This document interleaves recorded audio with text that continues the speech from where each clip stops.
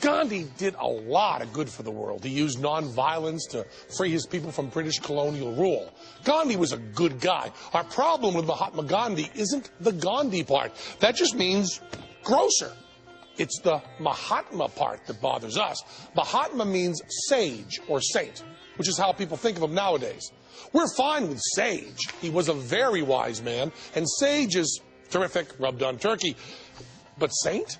Saint implies an information source beyond even Google. I had a wonderful relationship with him. Arun Gandhi, grandson of Mahatma Gandhi. Yep, we actually pestered Gandhi's grandson to answer our questions. It's amazing what a couple of Emmy nominations and a FTD tickler bouquet can get you. I think that he was a very sincere person. He was a very committed person. He was a very humble person. Sincere, committed, even humble. We'll give you all that. But Mahatma? Now this guy's got quite a different take. Hey, wasn't he one of the bad guys in the second Indiana Jones movie? Colonel G.B. Singh, author of Gandhi Behind the Mask of Divinity. Guess not. Behind this image of Gandhi that we came to accept, there's a lot more going on. G.B. Singh has been studying Gandhi for 21 years. A former follower in his younger days, Singh went his own way after uncovering some kind of un-Mahatma facts about the bald and bespectacled one. Singh focuses on Gandhi's early years in South Africa, where he wore this really bitchin' and fought against discrimination. Well, discrimination against Indians, not the native Africans. Gandhi's politics in South Africa was driven by race, particularly a racial hatred of black people, calling them kafirs, which is niggers, uncivilized, uneducated, animals. Now, before we rip Gandhi a new asshole for being racist, and he was, let us not get too fucking holier than thou. While Gandhi was bad-mouthing the African blacks, our U.S. Supreme Court was backing segregation, and the KKK were the heroes in the hit movie Birth of a Nation. So sure as fuck, we are not saying any of us Americans were holier than Gandhi. But listen to what Gandhi said about blacks in Africa. Now, tell her and I don't even want to be on camera during this. Tell her, get our little Gandhi puppet. The Kafir's sole ambition is to collect a certain number of cattle to buy a wife with, and then pass his life in indolence and nakedness. They are loafers, a species of humanity almost unknown among the idiots.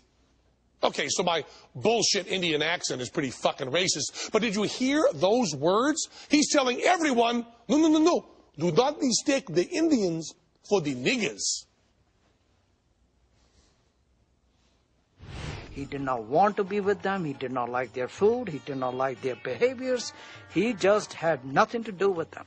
But I was very careful to make my own position very clear. He sure did. Gandhi started a newspaper, Indian Opinion, in which he laid out his racial beliefs in 4 languages. Gandhi had written at least 16 columns in that newspaper, inciting the Indians to go after blacks. I don't agree that grandfather was a racist. You know, he was living in a different era, in different circumstances than we are living now. That's true. He was living in a time when racism was the norm. So Gandhi was normal and pretty clearly not a saint. If you happen to go to volume 8 and 9 of collected works of Mahatma Gandhi, you can read Gandhi's own writings about those racial hatred of black people. Gandhi never claimed to be a saint. He said he had all the weaknesses of an ordinary person, and one of the weaknesses was sexual. Sex? Who's talking about sex? But hey, if you want to go there... Gandhi is sleeping naked with young girls.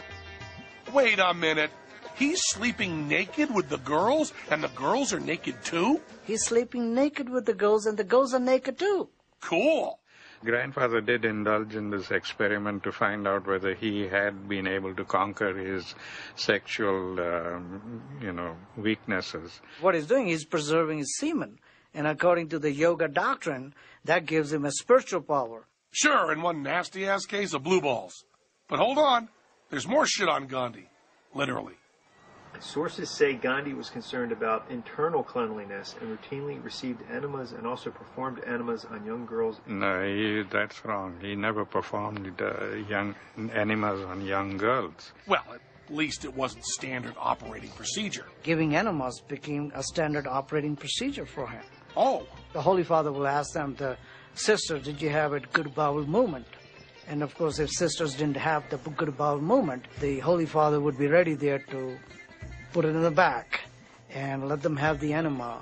So early in the morning, the shit is all over. Yep, Gandhi was a giver.